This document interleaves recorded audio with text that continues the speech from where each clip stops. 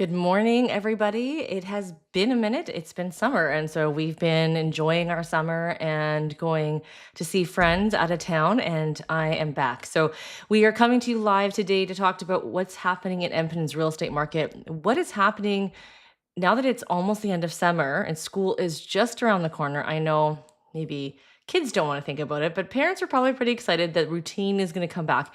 Honestly, the routine of fall is one of my favorite times of year because you need that break and rest in the summer, but then you're ready, charged, and ready to go for the fall.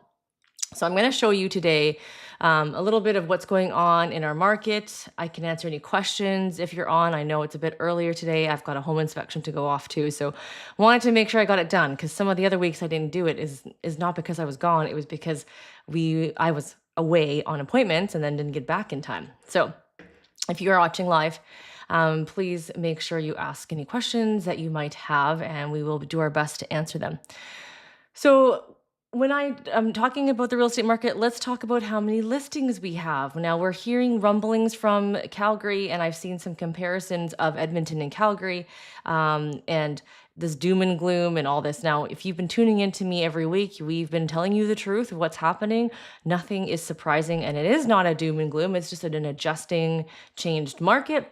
And Calgary has always been a bit stronger. I mean, their pricing is totally different than Edmonton. And they did slow down quite a bit, but they're still quite a bit higher than Edmonton. And that's why people still come here. Now, if you take a look at our current listings, there are just under 3,000 listings. Now, we've been climbing slowly and steadily for quite some time now, and we're probably going to see in the 3,000s, maybe 4,000s, my guess, by winter, which means I think we're going to have a much more balanced market in the winter. The buyers tend to get less in the winter as well. But what does that mean for you as a buyer in the spring? You're probably going to have more choices. There's seems to be more homes than there was the last year or the year before. Definitely this year more than last year. And we haven't seen as many sales in the single family market than we did last year. Now, a lot of the lower price point homes, because of the prices going up, the type of home you're getting is different. So, for example, the townhouse sales, half duplex sales are a lot higher than they have been in the past because that's now that price point where it's the sweet spot. You can still get homes in the new areas that are in the low, if you're getting something in the low fours, you are getting like a townhouse, believe it or not, with no condo fees. If you're looking for a detached garage, the garage in the back, that is looking in the high fours, low fives. Now you can find a little bit cheaper if you're willing to go older. You can get an older home. You can get an older one of those homes in the mid 400s. But the market has definitely quieted down and we're not seeing as huge of a rush. You actually have time to breathe a little bit. Now, we've talked about this from the beginning of the year. Anything over 600 has been slow this year. And then when you look at the higher you go, it gets quieter and quieter. Now, it's always been like that in Edmonton, but in the last few years when we saw that boom, if we want to call it the boom, because it was a couple years, um, the higher end properties were moving a lot quicker than they normally were moving in Edmonton, which just gave a lot of optimism and hope for those higher end clients who are selling homes, which is great. It was a great time to sell. But here's the issue now. Things have slowed down and the expectations of the price you're going to get also need to change. Not saying it's going to drop substantially, but time on market's going to be longer, and the price you're going to get, you need to be careful. If we price too aggressively high, it's just going to sit because there is other properties to look at. There's not a rush for buyers to be looking at all ranges. So for example, if you had priced your home that was worth 700 at 750 in the past, because there was nothing to look at, they would look at the whole 7 to 800. But now that things are slower, if your house is 700 and you price at 750, it's just going to sit for a while. And if you adjust it by 10,000 at 740, it's still too high. And you're trying to catch up. But don't forget, if the market starts to decline, you're going to start chasing that number. And had you listed at 700, you probably would have gotten it right away. But now, because it's months later, now maybe it's worth 690, 80. So you need to take a look at that, take a look at activities of sale, take a look at what your competition is. A lot of your competition actually might be those homes that are asking for more money than it's worth this year, but maybe could have gotten last year. So is your house pricing this year's pricing or last year's pricing? A home under 500,000 should not take that long to sell. It should get an offer within the first couple weeks of listing. If it hasn't, you need to look at the marketing and you need to look at the pricing of the home. Those two things are critical, and there should be no reason. If your home from 5 to 700,000 doesn't get an offer in the first 30 days, same idea. Now, anything over 700,000, depending on the neighborhood, you do need to take a look at different statistics. And over 1 million is a whole different ball game, because you have not the same rules to go by than all the other ones. So, and especially in Edmonton, if we were in Calgary, 1 million is nothing. 2 million is actually nothing. I think the higher 3, 4, 5. We don't even have that here. We do have it, but it's a lot less common. So let's take a look at what the pending sales are in Edmonton. So this last week, how many deals went into contract? So you can see we had 219 deals go into contract, so slightly more than the week before, which actually is a good sign. And it's also quite normal. It's August. Some of them are returning home. Let's get that house under wraps so we can move, if not right before school, right at the start of school and before the dreaded winter comes and the dreaded what starts to fall from the sky. So realistically, if you're new to Edmonton or just watching from out of province, it typically comes at Halloween. So beware of that issue, because that a lot of times is a real thing. So you literally have August, September. You have like 3 months full before the weather starts to change. Let's hope that September is warm, because a lot of times that does happen. So there's a lot of people writing offers so they can get it in. If you write an offer today, you are looking at a quick possession. Well, really quick, you could probably get it early September. We just wrote an offer. We're taking possession end of September. That's more normal. And you can get October and later, of course. Now, if you take a look at what has sold, so how many conditions were removed, how many people put unconditional offers altogether, that is 215 in the last week compared to 201 the week before. Slightly up, nothing crazy, but I will be recording what happened in all of July this week, so you can kind of take a look and see in that video what happened as a scope, because we look at these stats here live once a week, and so we can only talk about what's happening weekly. But when you take a look at the whole month, it gives you a different insight. And of course, at the end of the year, actually the beginning of next year, I always talk about what happened in the whole year and the prediction for what's to come in 2026. So if you take a look at last year, and I've been talking about last year compared to this year, we have been slower this year than last year. And you can see it still here again. So 215 versus 246 last year at this exact time. And I have a feeling that next year at this time, we might just stay the same as this last year, or maybe a little under. I don't actually think we're going to get stronger than we have in the past. So we have a new normal to have to adjust to. And I know there was a new normal to adjust to initially when prices just kept climbing. So as a buyer, you had to really adjust your expectations and move quickly and make sure your ducks are in a row. You still need to do that. You still have to have your pre-approval in place. You don't want to have that stress of shopping and you actually can't buy the house, or not knowing if you have to sell your home. There's a lot of balances that you still will need to take. But the adjusting on the other side now is, one, buyers, you don't get to lowball because pricings aren't falling out from underneath everyone. But sellers do need to adjust and be realistic with what the house prices are actually worth, what buyers are willing to pay for now that the market is adjusting. And if you talk about interest rates, that's, again, I'm not a mortgage broker, but you can see that the interest rates have been staying pretty similar, but the beginning of the year, we dropped. So we're not the same as we were last year. I know this because we renewed our mortgage last year, and my mortgage rate is higher than what is being offered right now.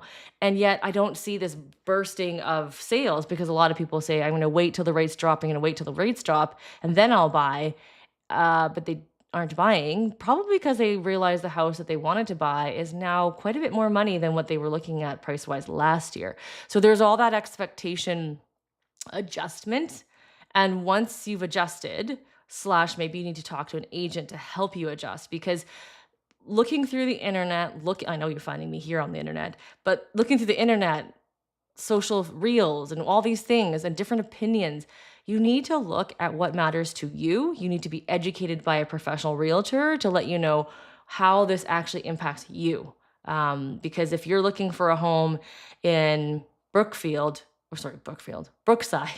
or you're looking for a home in Secord, or you're looking for a home in Collingwood or La Pearl, those are all different neighborhoods. They're going to have different expectations and different histories. And so you need to know what you are looking for. And sometimes you just need help to know what to look for. Maybe you're saying, hey, I want to buy my first house.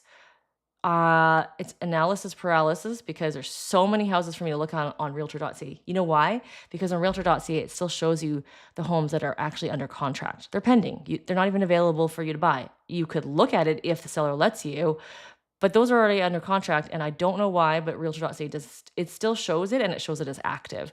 So you need to work with an agent to know that this is actually not available and be on the list of knowing when those properties are available right away. So working in close partnership with your realtor is going to help you find exactly what you want. So if you change your mind halfway through, that's totally fine. Just let us know, because if we don't know what we don't know, and we can't figure out finding a home for you and making those adjustments. Now, some agents like myself who've been around a long time, sometimes we do foresee those types of things, and we can look at things that maybe you said you didn't want, not the things that you clearly don't want. Like, I'm not going to show you a house backing a road and go, hey, have you considered this? But maybe a different layout, maybe a different neighborhood, in order to help you find the home that makes sense for your family. So if you're watching live, if you have any questions, I am available to answer questions. And if there's no questions, I'm going to quickly look and show you something that people have been asking me about, which is triple car garages. Triple car garages are something that is actually quite rare to find here in Edmonton. And if you're looking for that, what are you expecting to spend? And what are you expecting to see? And I'll take a look at that since nobody is commenting any questions. So I'm going to take a look in all of Edmonton. Now, there are areas outside of Edmonton that you can look for as well, but I figured let's just start in Edmonton and see what it would be like if you were looking for a triple car garage. Now, in all of Edmonton, there's 172 properties for sale and pending. When I take the pending off, 158. So there's about 15 under contract right now. So 158, that's all of Edmonton. And let's say I want to have 3 bedrooms. It's probably going to be the same. 144, that's a minimum. And, well, I'm assuming these are detached. Oh, there was one that was not detached. So it's 143. I don't want to look at all 143. So let's kind of take a look at the price range. So if we were to look at triple car garages under 6, I don't think there is any, but let's take a look. Oh, there's 2. Okay, so let me show you the 2 homes, triple car garages. This is interesting. Charlesworth and Carleton are the 2 neighborhoods. And let's take a look. How is this a triple car? Oh, you know what? Maybe it's a tandem. So you have to be careful, because I'm pretty sure when you're looking for triple, you're not always looking for tandem. So maybe there's like, yeah, because I just know, and there's no basement in that house. That's listed at 511. This one is in Carleton, so that's north side. So you can get a triple car garage home, which is very rare to find. You are in North Edmonton, and that's not where everyone wants to live. And the finishings are older, but I mean, they're fine. Lots of clients of mine buy homes like this. And you can also, as you live in the home, update the home. And let's see, what is the price point on this one? $589. It's been on the market for 24 days. Now, just because it's been on the market 24 days doesn't mean it's not worth that price. Maybe that people just don't want to buy it. So you have to take a look at the market to see if the price was overpriced or not, because sometimes you're still going to buy within the range of what it is. Again, buyers and sellers dictate both. The seller can say what they want, but the buyer will also dictate what they want, and then they have to find an agreement. Okay, so let's look at between 600,000 and let's say million. I'm going to say 999. So you got 56. So there's quite a bit of options in this range. And then, of course, all the rest of those, if you're doing the math, we're looking at over almost 100, over $1 million. So if you're looking to say under $1 million, you have about this many choices in the 600. There's 56 options between 600 and just under $1 million. And they're ranging from Cybecker, Carlton, McConaughey, Hollick. This is all north side. Marquee, Cybecker, Belle Reve, Ozerna, that's north. Laurel is southeast. Twin Brooks is an older neighbor. Now, this could be, when you look at Twin Brooks, you got to be careful because these neighborhoods are built in the 90s and they could potentially have polybutylene. This is a nice house in Twin Brooks. Now, if you're looking for a giant kitchen, more similar to the stuff you see in the newer homes, you won't find these in the older homes, right? Because the older homes, that wasn't the thing. This is quite a cool house, actually. Because you'll see more of this style of kitchen. Because back in the day, this was quite a large kitchen. Things have just changed over time. So it looks small, but really back in the day, this was quite large.